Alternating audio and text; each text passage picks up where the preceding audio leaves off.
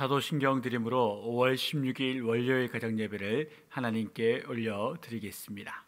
나는 전능하신 아버지 하나님 천지의 창조주를 믿습니다. 나는 그의 유일하신 아들 우리 주 예수 그리스도를 믿습니다. 그는 성령으로 잉태되어 동정녀 마리아에게서 나시고 본디오 빌라도에게 고난을 받아 십자가에 못 박혀 죽으시고 장사된 지 사흘 만에 죽은 자 가운데서 다시 살아나셨으며 하늘에 오르시어 전능하신 아버지 하나님 우편에 앉아 계시다가 거기로부터 살아있는 자와 죽은 자를 심판하러 오십니다. 나는 성령을 믿으며 거룩한 공교회와 성도의 교제와 죄를 용서받는 것과 몸의 부활과 영생을 믿습니다. 아멘. 우리 모두 다 함께 찬송가 300장 내 마음이 낙심되며 라는 찬양으로 하나님께 영광 올려드리겠습니다.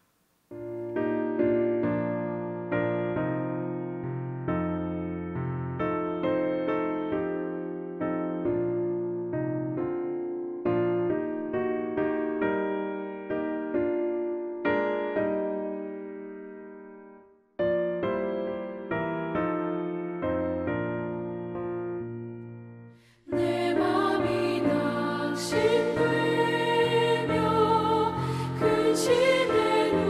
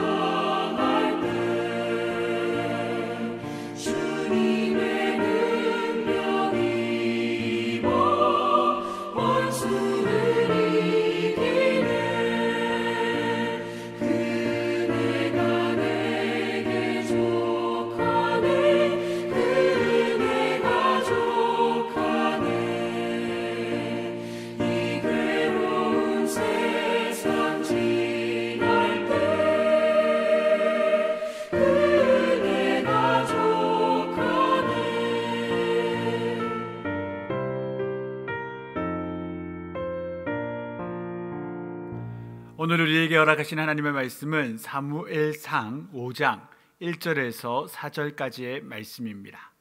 영상을 통해 함께 읽으시겠습니다. 블레셋 사람들이 하나님의 궤를 빼앗아 가지고 에베네셀에서부터 아스돗에 이르니라.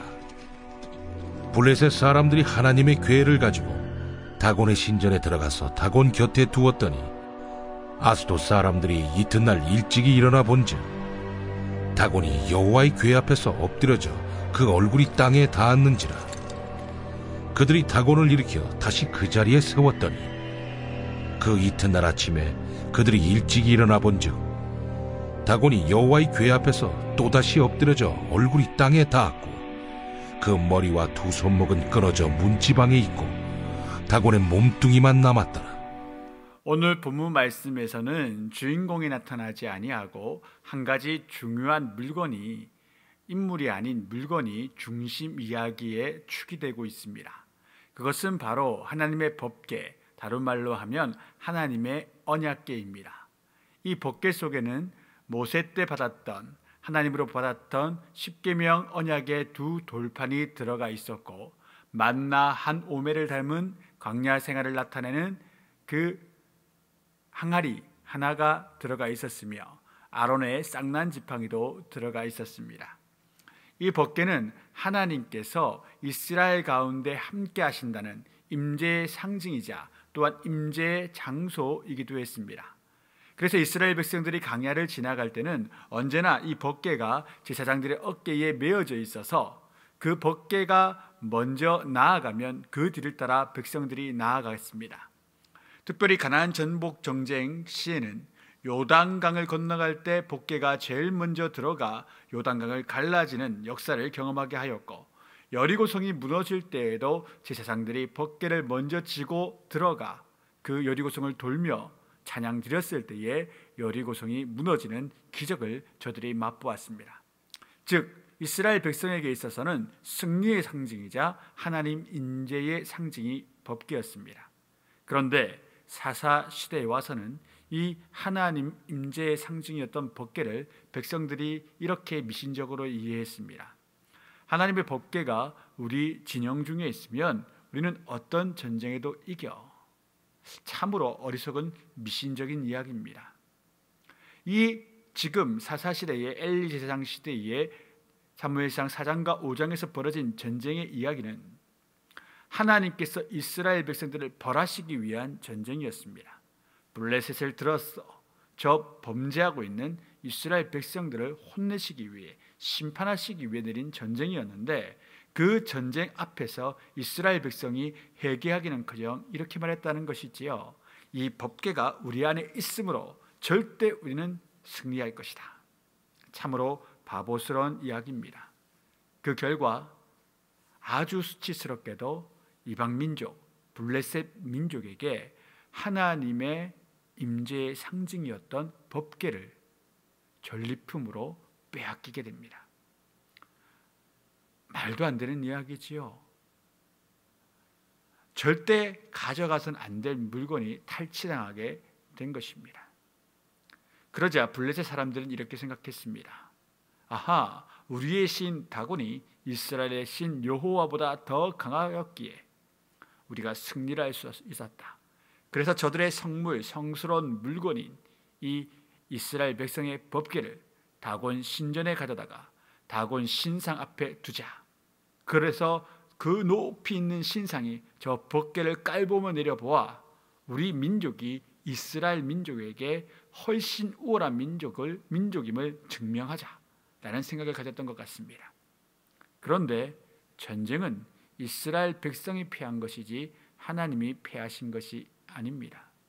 그래서 하나님께서는 그날 그 다곤 신상이 그 하나님의 법궤 앞에 엎드려지게 만드셨습니다.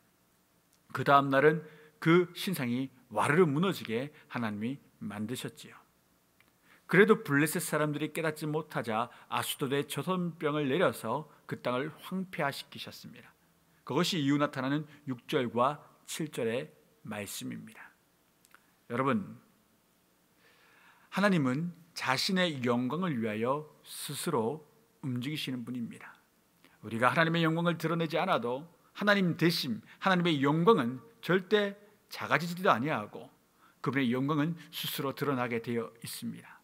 그런데 그러함에도 불구하고 우리 하나님께서는 그 자신의 영광을 우리를 통하여 나타내시기를 원하십니다.